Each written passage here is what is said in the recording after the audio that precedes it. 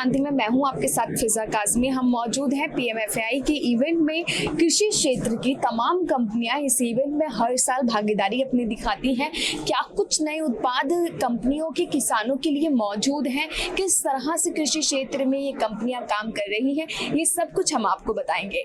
इस बीच हम मौजूद हैं संत शिव बोटैनिक्स में। हमारे बीच मौजूद हैं सुनील सिंघल जी, जो कंपनी में मैनेजिंग डायरेक्टर है। सर, बहुत बहुत स्वागत है आपका फसल क्रांति में। आपसे पहला सवाल हमारा यही रहेगा कि कंपनी कृषि क्षेत्र में किस तरह से कार्य कर रही है। एक्चुअली जो हमारी कंपनी है ये एक्चुअली बायो प्रोडक्ट्स बनाती है। बायो प्रोडक्ट्स में बेसिकली जो हमारे इंडिया में नीम होता है, नीम का पेड़ आप सभी लोग जानते हैं, उससे हम लोग कुछ एज़ेडिरेक्टिन करके एक एक्सट्रैक्ट्स निकालते हैं जो कि बहुत ज़्यादा मेडिसिनल बेनिफिट्स है जिसके, और वही प्रोडक्ट से हम लोग स्टैंडर्डाइज करके कुछ मेडिसिन बनाते हैं, जो कि आप देख सकते हैं इस तरह की बॉटल्स आती हैं।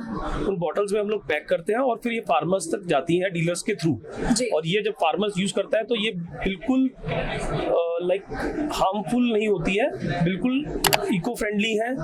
तो there is no harm to the humans, there is no harm to the environment. तो सबसे बड़ा बेनिफिट ये है, क्योंकि आजकल हम देख रहे हैं कि डे टू डे एक्टिविटीज में सबको कोई ना कोई कैंसर या कोई ना कोई डिसीज हो रही है, तो वो सब चीजों से, इन चीजों को यूज करने से बहुत ज्यादा बचाव है। जी सर, कौन कौन से स्टेट्स में अभी आप लोग कार्य कर रहे हैं?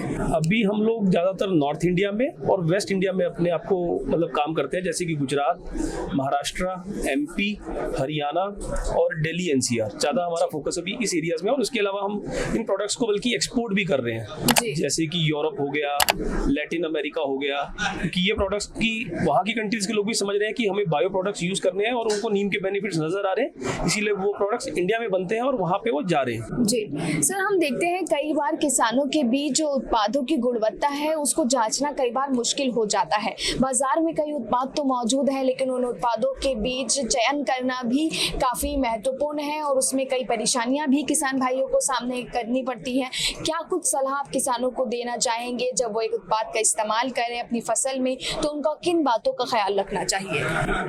जब वो किसान उसको यूज कर रहा है तो सबसे पहले तो उसको कोई ना कोई गवर्नमेंट लैब में उन प्रोडक्ट्स को, या गवर्नमेंट ऑफिसर्स जो नॉमिनेटेड गवर्नमेंट की तरफ से रहते हैं ऑफिसर्स, उनसे उसके बारे में जांच करानी चाहिए, उनसे पूछना चाहिए, और मार्केट में भी उस प्रोडक्ट की रेपुटेशन पता करनी चाहिए, तभी उसको वो प्रोडक्ट्स यूज करने चाहिए। क्योंकि there are some products in the market जो कि प्रोडक्ट्स ऐसे हैं जो सब स्टैंडर्ड अभी मार्केट में चल रहे हैं। तो ये सब चीजें हैं जिसको वो ध्यान रख के थोड़ा प्रोडक्ट्स की क्वालिटी को देख के मैनेज कर सकता है। जी सर, अगर हम बात करें पीएमएफएआई के इस इवेंट की, तो क्या कुछ महत्वपूर्ण मानते हैं एग्रीकल्चर इंडस्ट्री के लिए ऐसे इवेंट कितने जरूरी हैं?